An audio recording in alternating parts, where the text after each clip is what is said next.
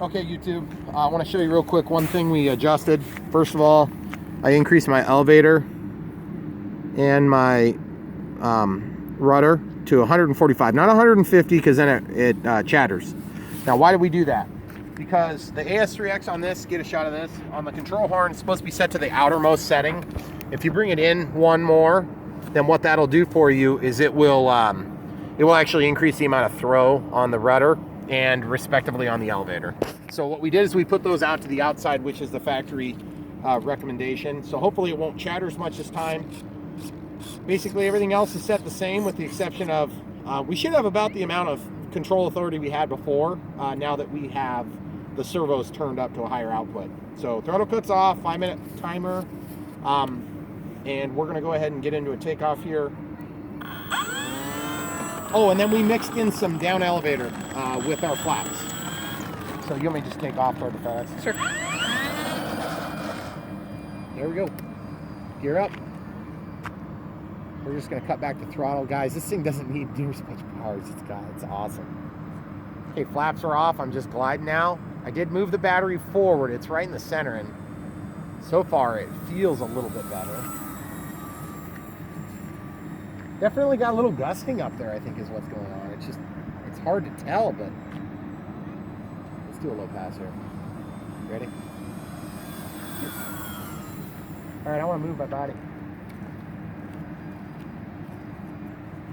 Well, that was kind of weird. It felt funny on that stall turn there.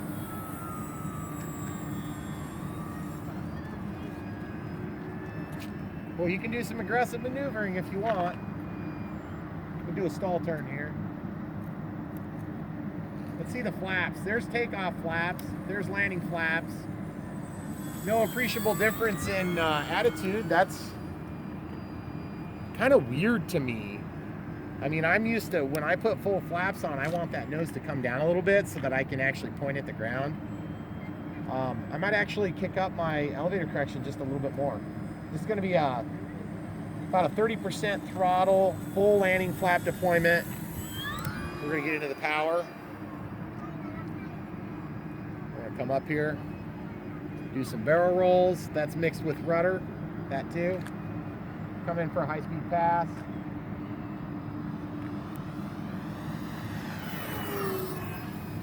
Beautiful plane, guys. Really like this thing. Okay, we're gonna do a 0% throttle, just a dead stick. See how it glides. This is no throttle. Right into the sun. Sorry, guys. I'm gonna come over on the other side of this pole and do another high-speed pass here, huh? Okay. Beautiful, guys. This thing's gonna be really nice looking with some lights on it too. Be doing some wingtip lights, probably do a tail light. Don't think I'm gonna go nuts with like flashing lights and stuff.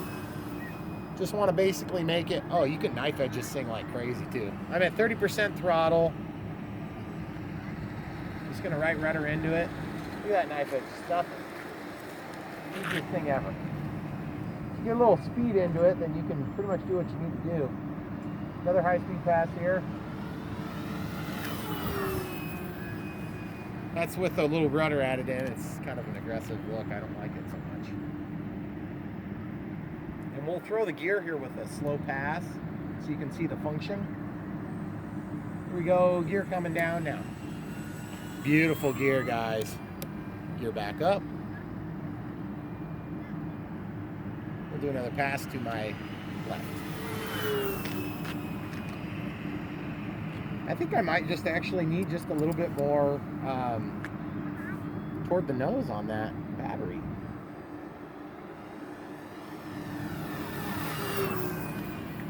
And I can't hardly believe I'm going to say it, but I almost wonder if I need to back off my elevator throw a little bit here. Either that or do a little expo to compensate, but that would be kind of stupid. Guys, I've always been a big proponent of the more throw, the merrier. You don't have to use it, but if it ain't there, you're not going to have it, and then you end up going into trees and stuff. I'd rather herky-jerky it out of a nasty situation and have to deal with having to set up an expo once in a while. rather than have the throws exactly to the factory defaults. You can always use a softer touch. And if you don't have that skill developed yet, then you can develop it over time.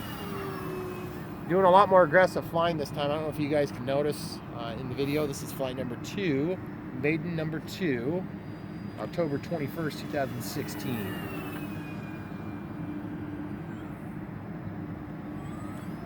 Obviously got out of the throttle there on the backside of that loop.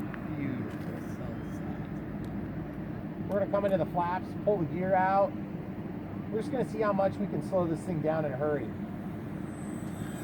Probably could have landed if I wanted to or if I needed to. She does stall when you get up there in a... Oh, it looks like 17 seconds left on the timer. Better take a landing. I'm gonna get on the other side of the sun here, hon. Okay. So it's not blinding me. Here we are.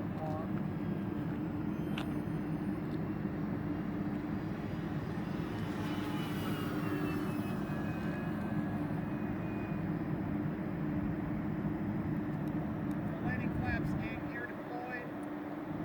Throttle's at about 10%. Got a little bit of a crosswind on this approach.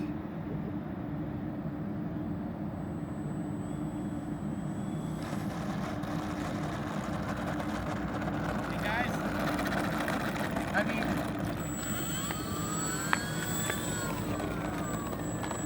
I don't want to sound cocky because I don't mean to come across that way, but that was like really easy. And I guess if you juxtapose that to the 330, I have quite a little bit more clearance and really good AS3X, and it's a brand new plane and it's in perfect shape. But you know, other than those minor factors, real easy to fly, beautiful plane. Really like it, lots of detail. Look at these giant flaps, guys. Takeoff flaps, landing flaps. And that reminds me, I'm gonna get a little bit more flap adjustment in there.